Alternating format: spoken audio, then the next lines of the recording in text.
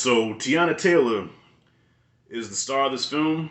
She carries this film in a very surprising performance because remember, this is the same person from this shit. Sabrina Byron. Last for Byron. Listen. Hey. Girl, shut up. Be quiet. Listen. Okay, she went from that to this. Wow.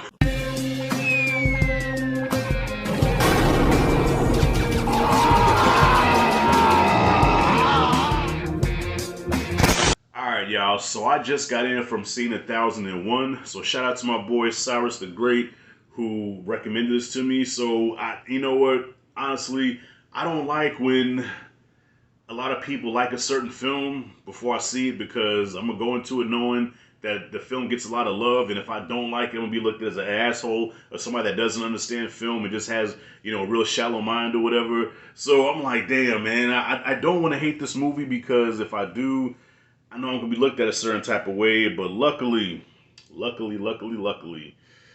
it didn't work out that way. So before I get into this review, because I know I got that old man brain I'm gonna forget, shout out to A.V. Rockwell, the writer and director of this film.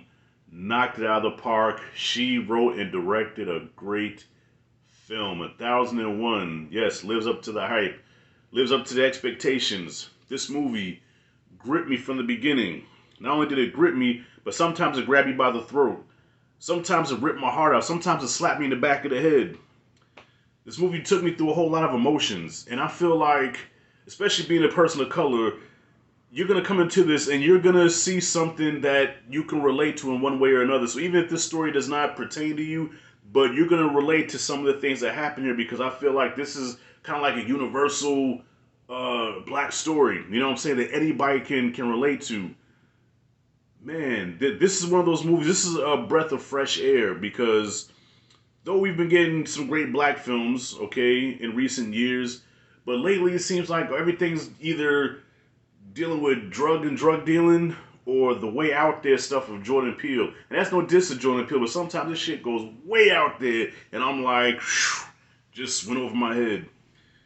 I like to see a film sometimes that sticks to the ribs, something that I can look at and I can be like, damn, I know that. I lived that. I understand what that character's going through, you know. And it doesn't hurt that the backdrop is New York City. And A.V. Rockwell, I believe she's from Queens, New York. I'm from New York myself, Strong Island, even though some doesn't consider that New York. I don't give a damn what y'all say. I'm from Long Island, Nassau County. What up? Yeah, man. So Tiana Taylor is the star of this film. She carries this film in a very surprising performance because remember, this is the same person from this shit. Sabrina Byron. Last for Byron. Listen.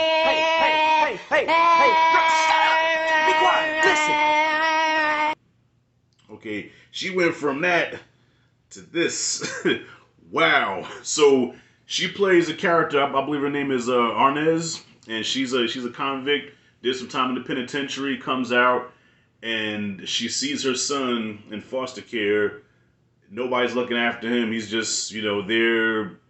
Nobody in the world cares about him. So she says, you know what? Even though legally I can't have him, but I'm going to take him.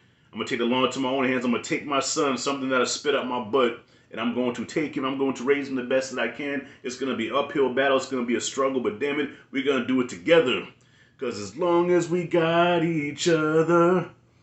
I took it back to growing pains, y'all. I swear I'm sober as a judge. I had no alcohol in me. But when I see a good movie, sometimes I feel drunk because I'm just so elated with emotion and just happy to see something that I really enjoyed, and I really enjoyed this movie. Now, this is not what I would call a crowd pleaser. This is not something that you're going to stand up and give a standing ovation to or you're going to cheer. You know, this is one of those movies that you just have to soak it in. It sticks to the ribs. You're going to think about it after it's over with. And, you know, you're going to leave just knowing that you had a dope-ass cinematic experience. You know, it's one thing to have, like, an experience like John Wick 4, where it's just, you know, action and bodies and a good time, and you leave like, yeah!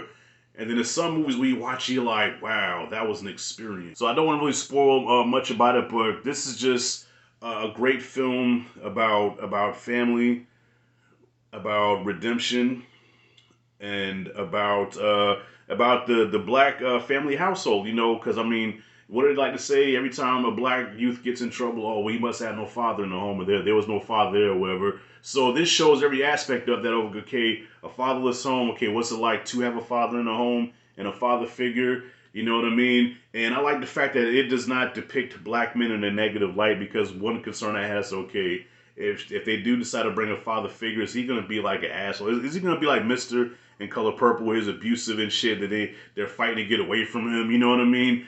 Because there was a movie I just saw recently called Bruiser, where I see what they were trying to do as far as showing both sides of black masculinity, but then it kind of comes across as goofy in a way, you know what I'm saying? It just came across as like just a little too over the top, a little bit too much, and I feel like this one had the perfect balance of that. So anyway, to cap this off, because like I said, I don't want to talk too much about it without spoiling it, because people say that I spoil stuff, and you know, I've been known to spoil a thing or two, so I'm not going to spoil nothing in this view. Where am I at? Yeah, I need to start wrapping this up anyway. So yo, this is a dope experience.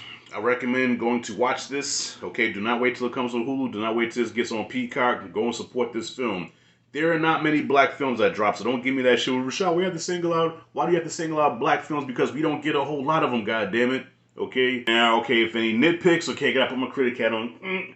Nitpicks, sometimes the pacing was a little slow at times. You know, that this movie could have picked up at certain parts. And there's one particular scene, right? There's one particular scene. This is nothing to hold against the film, but it's just, you know, when you watch so many movies, you can't help it, right?